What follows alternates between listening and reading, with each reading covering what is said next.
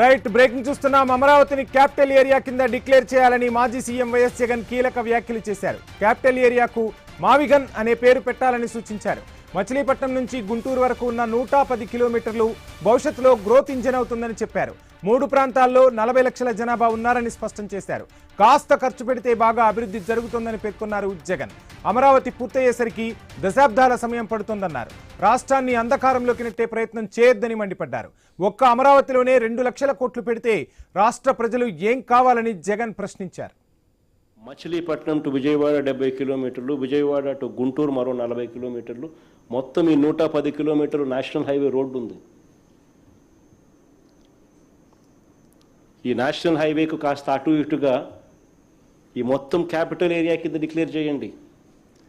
మచిలీపట్నం నుంచి ఎంఏ తీసుకోండి, విజయవాడ నుంచి విఐ తీసుకోండి, గుంటూరు నుంచి జియుఎన్ తీసుకోండి, మావి గన్ అని పేరు పెట్టండి. మచిలీపట్నం, విజయవాడ, గుంటూరు, మా వి గన్. సరే, గన్ అంటే బాగుండదు నీకు, అది జగన్ అనేది గుర్తుకొస్తుంది లేననుకుంటే సరే వేరే పేరు పెట్టండి.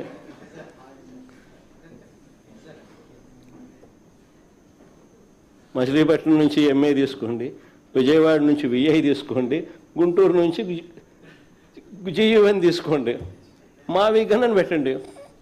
ప్రమాణమైన 110 కిలోమీటర్లు క్యాపిటల్ ఏరియాని డిక్లేర్ చేయండి. కారిడార్ కింద క్యాపిటల్ ఏరియాని.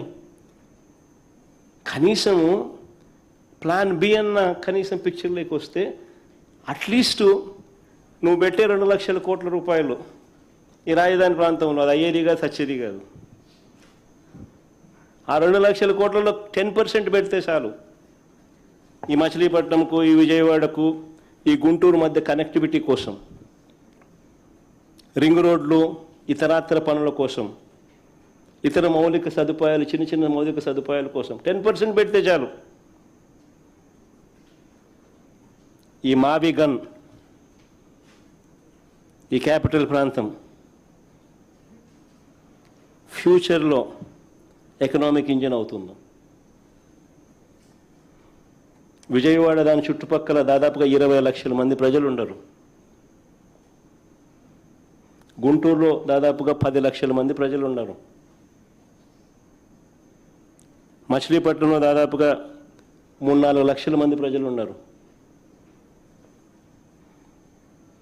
దాదాపు ఇంత జనాభా ఉన్న, దాదాపు 35-40 లక్షల మంది జనాభా ఉన్న ప్రదేశంలో కాస్త ఖర్చు పెడితే అదొక మహానగరంగా, ఒక గ్రోత్ ఇంజిన్గా ఎదుగుతుంది అని ఆలోచన చెప్పినాం. ఇది నచ్చల, మావి గన్ కూడా నచ్చల మీకు.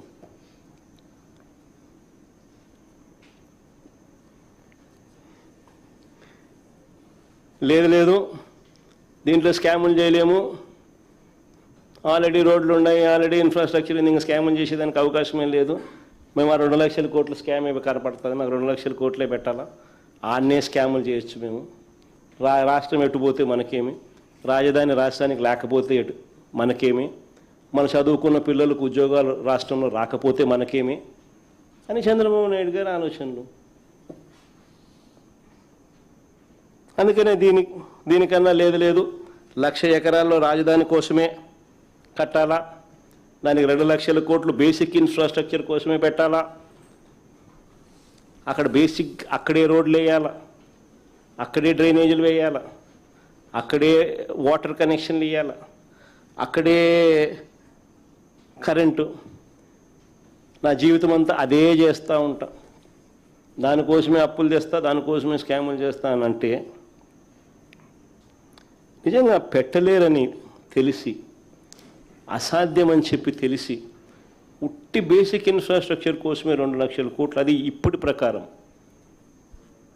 ఇంక ఇది పూర్తి అయ్యేసరికి అది ఎన్ని లక్షల కోట్లు అవుతుందో, ఎన్ని సంవత్సరాలు పడుతుందో, ఎన్ని దశాబ్దాలు పడుతుందో.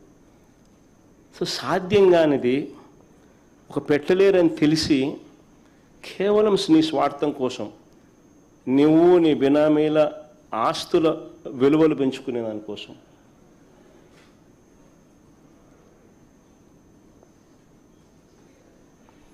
రాష్ట్రం మీద భారం మోపుతూ, అప్పులు తీసుకొస్తూ